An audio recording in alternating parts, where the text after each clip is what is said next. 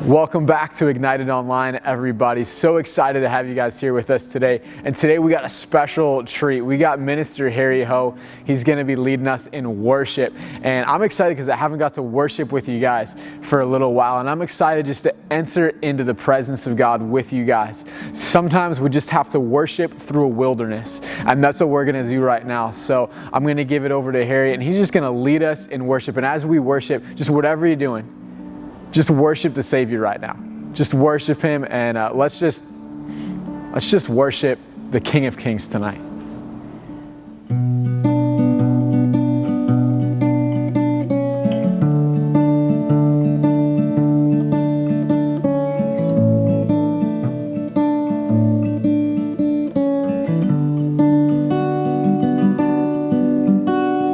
Here I am, down on my knees again, surrendering all, surrendering all. Find me here, Lord, as you draw me near. I'm desperate for you, I'm desperate for you. And I surrender.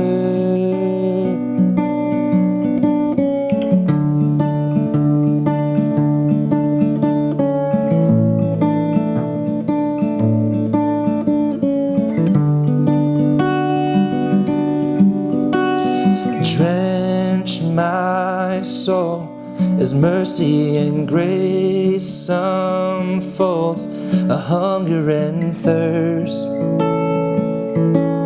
a hunger and thirst. With arms stretched wide, I know you hear my cry. Speak to me now, speak to me now. I surrender, I surrender. And I wanna know you more, I wanna know you more. And I surrender, and I surrender. I wanna know you, Lord, I wanna know you, Lord.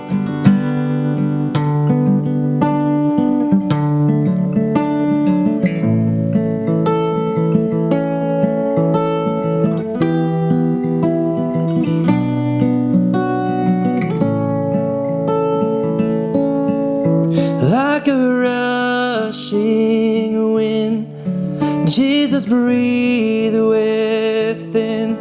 Lord, have your way, Lord, have your way in me. Like a mighty storm, stir within my soul. Lord, have your way, Lord, have your way in me. Like a rushing wind, Jesus, breathe within. Lord, have your way, Lord, have your way in me. Like a mighty storm, stir within my soul. Lord, have your way, Lord, have your way in me. Yeah. Oh, have your way, have your way, yeah. Have your way in me.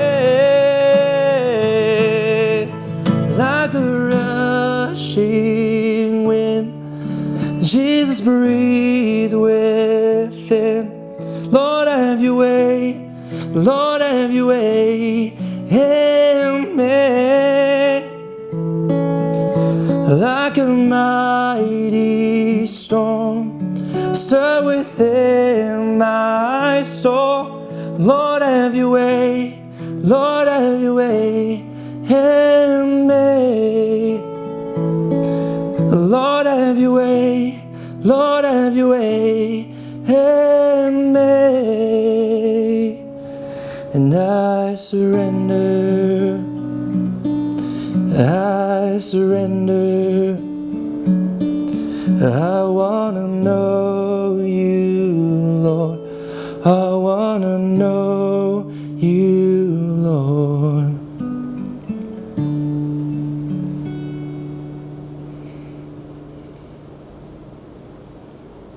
Hey, what's up, Ignited Online? So excited to get to preach to you guys for the first time in like 3 weeks. I've just been itching to preach to you guys. So excited for tonight to have the opportunity, or today, whenever you're watching this video, to get to preach to you guys just a word that God has really put in my heart specifically for this time. And tonight I want to start off with a question. And the title of my message tonight is Courage is Contagious. Courage is contagious. But let me ask you this question. Have you ever been afraid? If you answered no, then you're probably lying, because I've never met anyone who has not at one point been afraid. And I remember this one moment when I was probably 4, maybe 3. I think I was 4 years old though. And I was terrified of our basement. Our basement was so scary. And really, I think about it now, there was absolutely nothing to be afraid of. But I was terrified of our basement, and we were going swimming. But my swimsuit was in the basement, and my dad would not let me go swimming unless I went down into the basement and got my swimsuit. And I remember my dad had to give me this like rally war speech to get me to go down into the basement to get my swimsuit. And then finally I did. And I remember his courage that he had, he wasn't afraid of the basement, was contagious, and I caught it and was able to go down into the basement, conquer that fear, and get my swimsuit and go swimming. It was amazing. But in this time, people are afraid.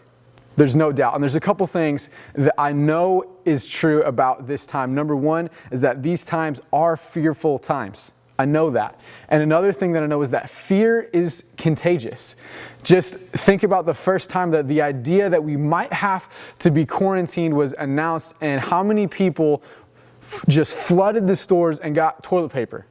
Like, that was the first thing. Like, fear is contagious. You couldn't get toilet paper for like 2 weeks. Fear is contagious, but this is also what I know. Courage is contagious as well.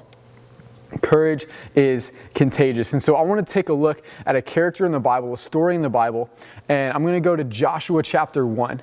And I want us to put ourselves in Joshua's shoes for a moment. And if you don't know the story, let me just kind of bring you up to speed with what's happening in Joshua's life. Imagine that you have just lost your mentor, your leader, the person that you have followed faithfully for over 40 years. He was the leader of your entire nation, and he just passed away. And he handed his mantle down to you. So you are given the responsibility to lead millions of people. Not only that, is the routines and things you've been doing for 40 years is about to be broken. You're about to lead them into something brand new that none of them have ever been in before. And then on top of that, the entire land you're about to lead them into is full of enemies. And even full of giants, people that you have to conquer. So just imagine you are literally about to go into the biggest military campaign of this nation's history. And you've just received the mantle of leadership, and you have to lead this people, millions of people, into something new. That's a pretty scary situation. Just one of those things would be enough to scare me. If I just was given the responsibility of leading a nation, if I was given the responsibility of defeating an enemy, if I was given the responsibility of leading any group of people into something brand new, that's enough to scare me. But imagine all three of those things happening at the same time, on top of your leader who you've looked up to has just passed away. This is where we find Joshua.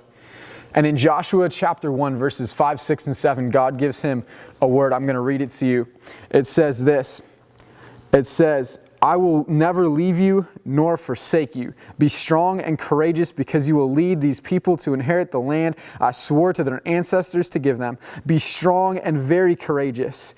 Be careful to obey the law your servant Moses gave to you.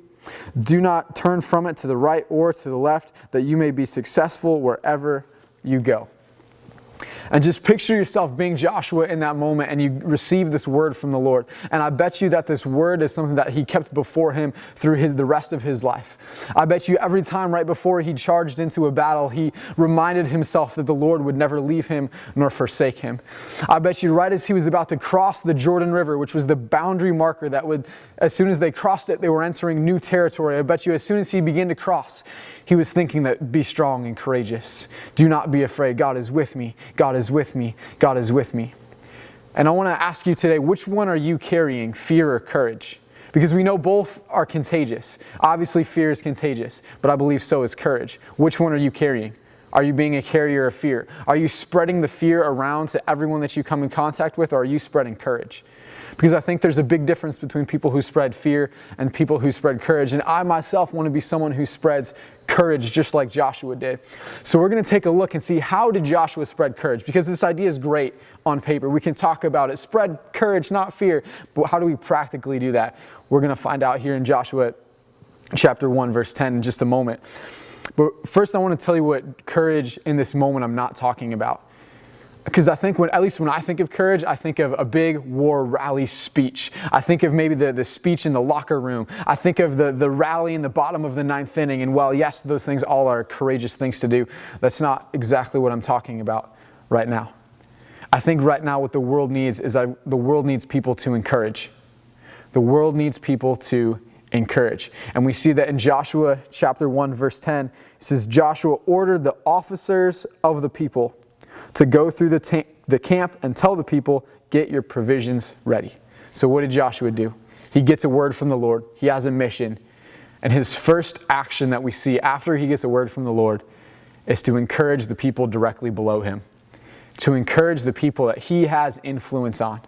Even Joshua, the leader of this nation Israel, did not go and give a giant rally speech to millions of people.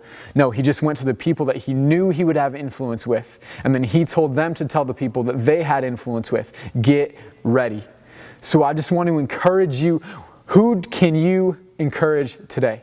Maybe it's a phone call to a friend you haven't talked to in a while. Maybe it's a text message to a family member who you know is struggling. Maybe it's you can deliver some groceries to somebody who hasn't been able to get out of the house for a couple weeks. I don't know what it is. I don't know what you can do.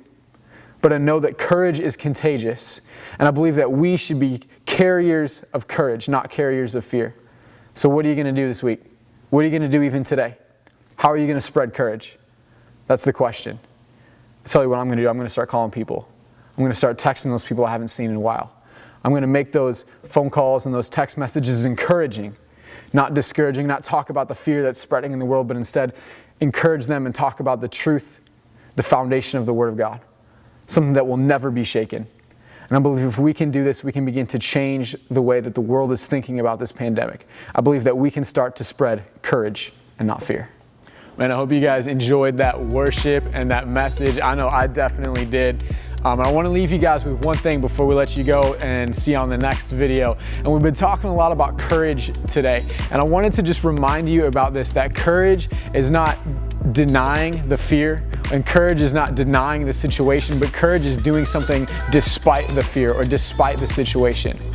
You know, we're obviously living in a pandemic time, a fearful time. And when we're talking about courage, we're not talking about trying to deny the facts or deny that there is fear out in the world. But we're talking about going and spreading the good news anyway. We're talking about doing it despite the fear. We're talking about encouraging people despite being afraid. And I think that's what the world needs. So we'll see you next time on our next Ignited Online. But until then, go and be courageous.